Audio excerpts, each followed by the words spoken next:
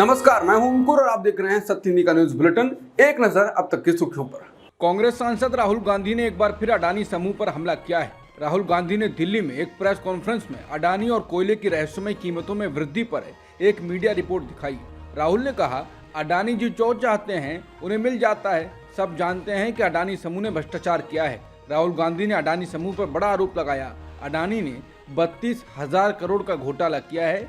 अडानी समूह को सरकार का संरक्षण मिल रहा है। राहुल गांधी ने अडानी समूह पर 32,000 करोड़ रुपए के घोटाले का आरोप लगाते हुए महंगी बिजली के लिए जिम्मेदार बताया। राहुल गांधी ने प्रेस कॉन्फ्रेंस के दौरान कहा कि कोयला का गलत दाम दिखा बिजली की कीमत बढ़ाकर अडानी ने लोगों की जेब से 12,000 करोड़ रुपए वसूले हैं। बिजली की बढ़ती कीमत के पीछे अडानी है। हैरानी है कि मीडिया इस पर सवाल नहीं उठाती है। ऐसी खबर से सरकार गिर जाती है। हम लोगों को सब्सिडी दे रहे हैं जबकि अडानी कीमत बढ़ा रहे हैं। पीएम चुप क्यों हैं? राहुल गांधी ने कहा, याद रखिए, आप जब भी बिजली का प्रयोग करते हैं अडानी जी ओवर इनवॉइसिंग करके आपकी जेब से पैसे लेते हैं। राहुल ने कहा कि सवाल उठाने पर भी जांच नहीं की जा रही है। ऐसी क्या बात है कि जांच नहीं हो रही है? राहुल गांधी ने कहा कि अडानी समूह ने कोयले के आयात में गड़बड़ी की और 12,000 करोड़ रुपए का गबन किया है। राहुल गांधी ने अडानी पर निशाना साधते हुए कहा कि हिंदुस्तान में अडानी जी को ब्लैंक चेक दे दिया गया है। देश में अडानी कुछ भी कर सकते हैं, चाहे इलेक्ट्रिसिटी हो, पोर्ट हो, पावर हो। अडानी पर कोई जांच नहीं होगी। मैं सिर्फ एक सवाल पूछ रहा हूं, पीएम मोदी अडानी मामले की जांच क्यों नहीं करवा रहे हैं? उन्होंने कहा कि सेबी मोदी सरकार से कहती है कि उन्हें अडानी मामले में दस्तावेज नहीं मिल रहे हैं, तो फिर फाइनेंशियल टाइम्स को दस्तावेज कैसे मिल जाते हैं? ये मामला पूरा साफ है। अडानी की रक्षा हिंदुस्तान के प्रधानमंत्री नरेंद्र मोदी कर रहे हैं। गजा के स्वास्थ्य मंत्रालय के अनुसार मंगलवार को शहर के अल अहली अरब अस्पताल पर इजरायली बमबारी में मरने वालों की तादाद कम से कम 500 से ज्यादा हो गई है। अस्पताल में सामूहिक हत्या की व्यापक अंतर्राष्ट्रीय निंदा हो रही है। कई देशों में इजरायली दूतावासों पर विरोध प्रदर्शन हो रहे हैं। इजरायली कब्जे वाले वेस्ट बैंक में प्रदर्शनकारियों की फिलिस्तीनी पुलिस के साथ झड़प हुई है। फिलिस्तीनी लोग फिलिस्तीन प्राधिकरण के नेतृत्व पर गुस्सा जता रहे हैं। अल अहली अरब अस्पताल गजा का एकमात्र सहारा था, जहां सैकड़ों घायलों का इलाज चल रहा था। इस अस्पताल में लोगों ने हमले से बचने के लिए शरण भी ले रखी थी। अल जजीरा के रिपोर्टर का कहना है कि इस विशालकाय अस्पताल में हजारों बच्चों, महिलाओं और बुजुर्गों का यकीन था कि वो सुरक्षित रहेंगे, क्योंकि अस्पताल पर कौन हमला करता है। लेकिन एक इजरायली हवाई हमले ने इस धारणा को तोड़ दिया है। इस हमले में मरने वालों की तादाद 500 से ज्यादा पहुंच गई है। हमास के सबसे बड़े नेता इस्माइल हानिये ने इस हमले के लिए अमेरिका को जिम्मेदार ठहराया और इस बात पर जोर दिया कि वॉशिंगटन ने इजराइल को जो मदद दी है ये उसका नतीजा है।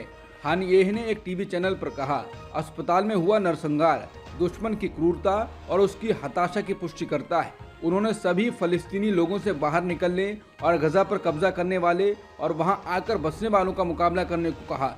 उन्होंने सभी अरबों और मुसलमानों से इजराइल के खिलाफ विरोध प्रदर्शन करने का आह्वान किया। उधर सऊदी अरब, संयुक्त अरब अमीरात, बहरीन, मिस्र, जॉर्डन और तुर्की ने भी इजराइल पर अल अहली अरब अस्पताल पर बमबारी करने का आरोप लगाया है। गजा में रॉकेट हमले के बाद इजरायल रक्षा बलों ने कहा है कि गजा पट्टी के अस्पताल में विस्फोट के पीछे उसका हाथ नहीं था। इजरायली सेना का कहना है कि ये एक असफल फिलिस्तीनी इस्लामिक जिहाद रॉकेट का नतीजा था जो इजरायल पर छोड़ा जा रहा था, लेकिन वो अस्पताल पर जाकर गिरा। शुरुआत में ये कहने के बाद कि वो मामले को देख रहा है, आईडीएफ ने उसमें शामिल होने से इनकार किया और कहा कि वो विस्फोट के समय क्षेत्र में काम नहीं कर रहे थे। इजरायल के पीएम बेंजामिन नेतन्याहू ने एक बयान जारी कर कहा है कि गजा में बर्बर आतंकवादियों ने ही गजा अस्पताल पर हमला किया, आईडीएफ नहीं। उन्होंने कहा कि जिन्होंने हमारे बच्चों की बेरहमी से हत्या की वो अपने बच्चों को भी हत्या कर रहे हैं। वहीं हमास ने विस्फोट को युद्ध अपराध कहा है और विश्व स्वास्थ्य संगठन ने भी फटकार लगाई है। इजरायली बमबारी पर मिडिल ईस्ट में गुस्सा बढ़ गया है। सैकड़ों लोगों ने ईरान के तेहरान में ब्रिटेन और फ्रांस के दूतावासों के बाहर प्रदर्शन किया है। ईरान के राष्ट्रपति इब्राहिम रईसी ने बुधवार को एक दिन के सार्वजनिक शोक की घोषणा की और हमले के लिए इजरायल और इसके सहयोगी अमेरिका को दोषी ठहराया।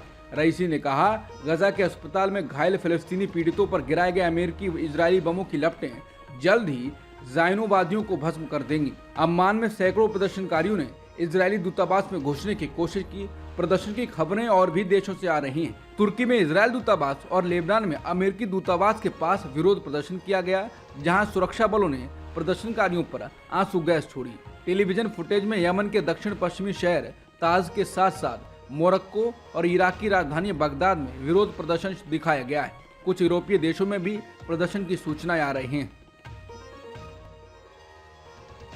इजरायल द्वारा अस्पताल के हमले में शामिल होने से इनकार करने से पहले और बाद में अरब और मुस्लिम देशों ने इजरायल पर अस्पताल पर हमला करने का आरोप लगाया और उन्होंने इन बयानों में कोई बदलाव नहीं किया है।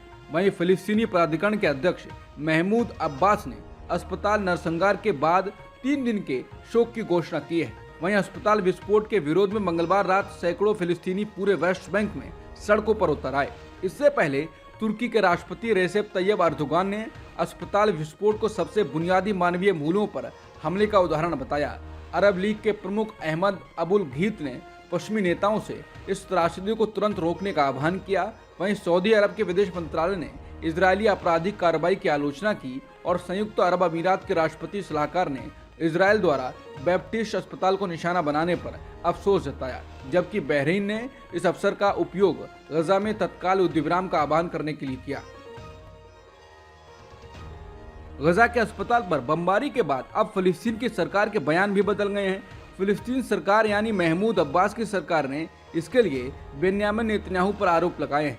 अभी तक फिलिस्तीन सरकार इजरायल हमास युद्ध में किसी भी तरह का बयान वगैरह नहीं दे रही थी, लेकिन पहली बार यूएन में फिलिस्तीन के राजदूत ने नेतन्याहू के खिलाफ सबूत को लेकर बड़ा बयान दिया है। महमूद अब्बास ने कहा, इजरायल ने गजा के अस्पताल में नरसंहार किया है। इजरायल ने सारी हदें पार कर दी हैं। यूएन में फिलिस्तीनी राजदूत रियाद मंसूर ने नेतन्याहू के दावों का जोरदार खंडन करते हुए कहा वो झूठे हैं। उसके डिजिटल प्रवक्ता ने ट्वीट किया कि इजरायल ने यह सोचकर हमला किया कि इस अस्पताल के आसपास हमास का बेस था और फिर उसने ये ट्वीट हटा दिया। हमारे पास उस ट्वीट की कॉपी है। अब उसने फिलिस्तीनियों पर दोष मढ़ने की कोशिश करने के लिए कहानी बदल दी है।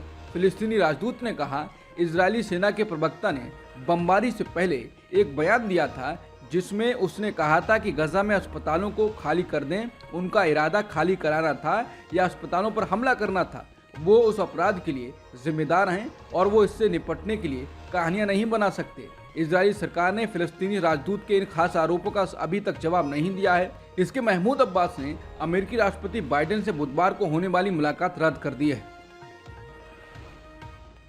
गजा के अल अहली अरब अस्पताल पर हमले के बाद जॉर्डन के अम्मान में अमेरिकी राष्ट्रपति जो बाइडेन और अन्य नेताओं के बीच बुधवार 18 अक्टूबर के शिखर बैठक रद्द कर दी गई है।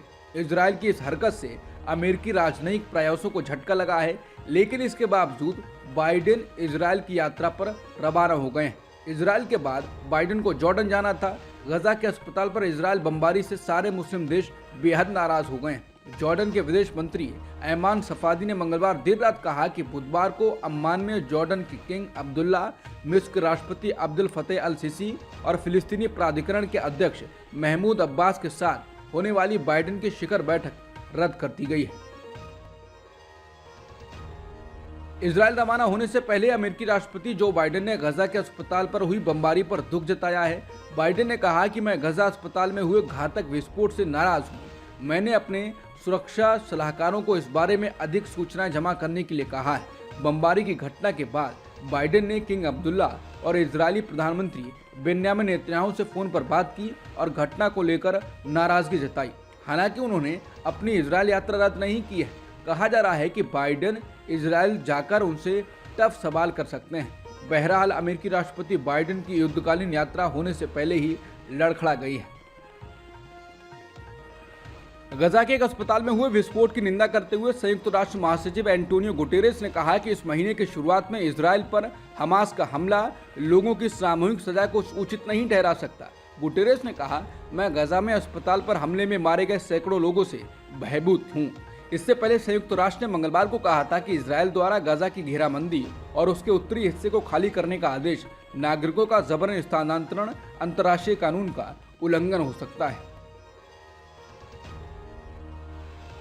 इजरायल रक्षा बलों ने मिस्र, अमेरिका और अन्य लोगों के साथ कई दिनों की बातचीत के बाद गजा से भागने के लिए एक सुरक्षित इलाका बनाने के लिए दक्षिणी गजा में एक मानवीय क्षेत्र बनाने की घोषणा की है, जहां अंतर्राष्ट्रीय मदद दी जा सकेगी।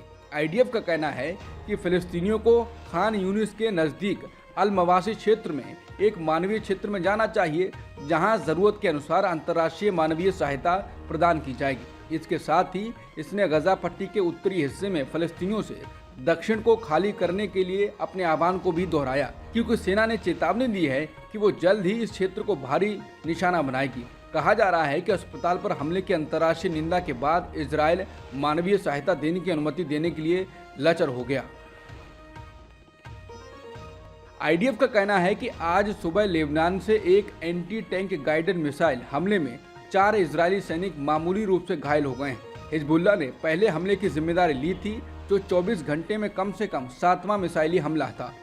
अब तक की सुर्खियों में इतना ही। बाकी खबरों के लिए बने रहिए सत्यहिंदी.com के साथ।